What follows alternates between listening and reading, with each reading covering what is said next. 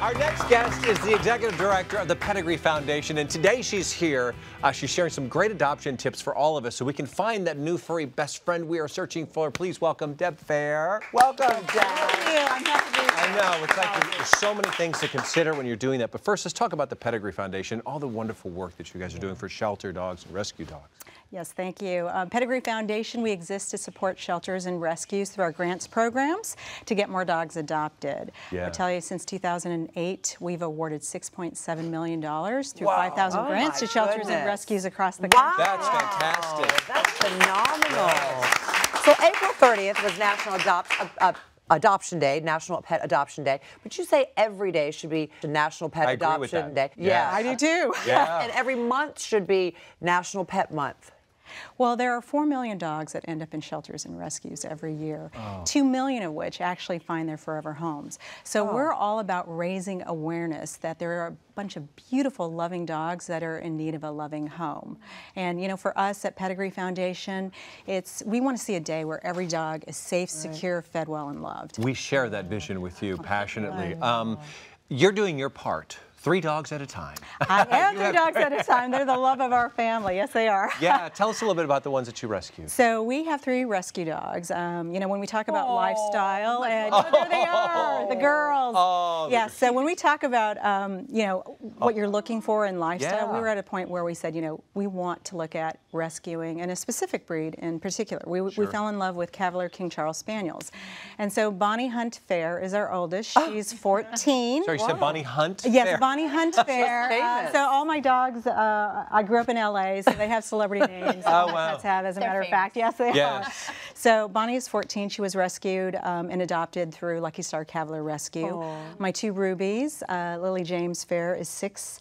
And Chloe Stella McCartney Fair is 2 years old. Wow. And they were adopted through Cavalier Rescue of Alabama. Please tell me that if you adopt another one, you'll call him Mark Steinis. I will. I will have to get a male. I will have to get a male dog.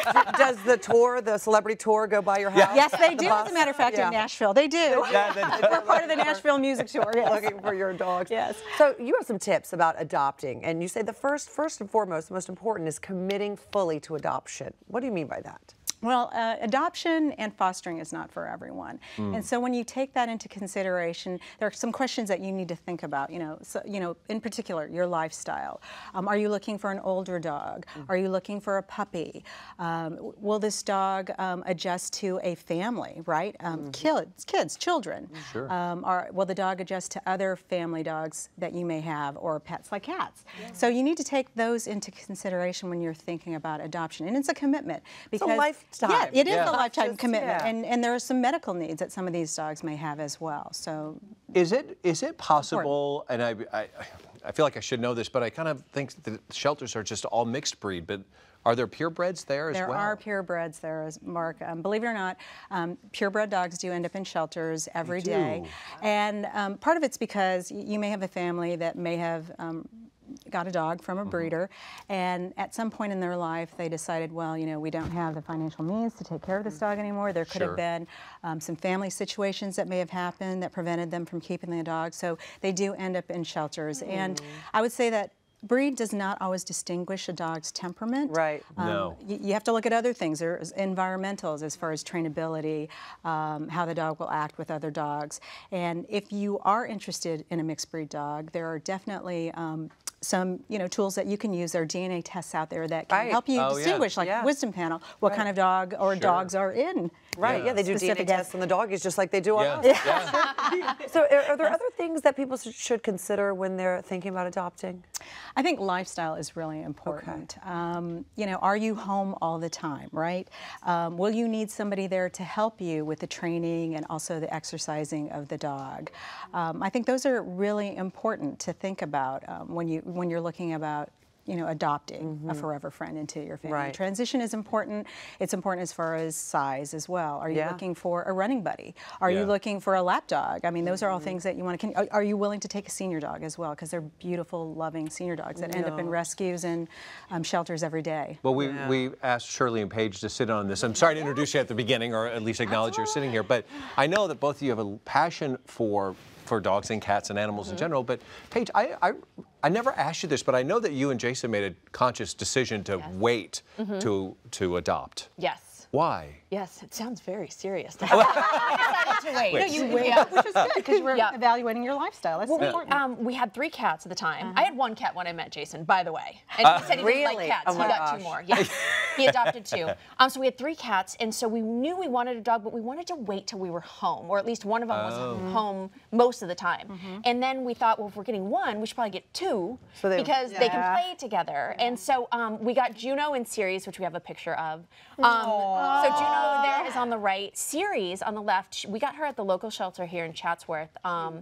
And she was only 20 pounds when we got her, and we thought she was a whippet. She was tiny. It turns out she's a lab shepherd mix. She's 80 pounds. Oh my goodness. You know.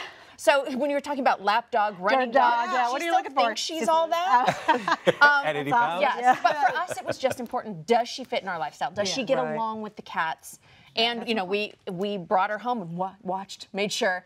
One thing about older dogs too, I love that they're trained. A lot of them. Yes. We didn't have to train Series. True. She already knew all the commands. She already knew what to do. Yes. So she came from somewhere. Well, Shirley, I know that your home is called Camp Bobshaw. That's right. But it's not because presidents go visit there. Well, not yet. Not like Camp David. Not yet. Yeah, I love Camp I got an invitation. It hasn't been answered. Anyway, you know what's really fun?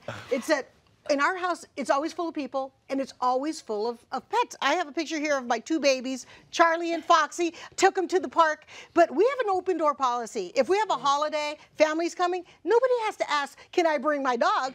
They better bring their dog because we're going to say, well, what happened to little Roxy? Where is she? We don't even ask about the family members missing. We ask about the animals. So it's really fun, but it is lifestyle, like you said, because we're that kind of a family. And our friends, they know that they can pretty much depend on us at least, you know, a few days a year to go on vacation. They can come to Camp Bobshaw. Well, they really become family members, and it's not necessarily a village at Shirley's house, but it does take a village. You say, Deb, like we really need to have a support system in place. Absolutely. How so and why? Well, I think that when you make that commitment, a support system, and you know, helping you ensure that there's a consistent schedule for you and your dog, ensures that you're going to have a beautiful transition and an adoption ever after, happily ever after story. So it could be a family member, it could be a neighbor, it could be a dog trainer that you've already secured, it could be your vet as well, your coworker. I love Camp Bobshaw. Yeah. So it could be any one of those things that can help you ensure that you have a consistent schedule, because that's really important for you and your dog and for the success of, like I said, they love that stability. They like to have that. Yes, they do. It's important. Yeah, it's very, very important. Thank you so much. Thank you so very much. Thank you for having me.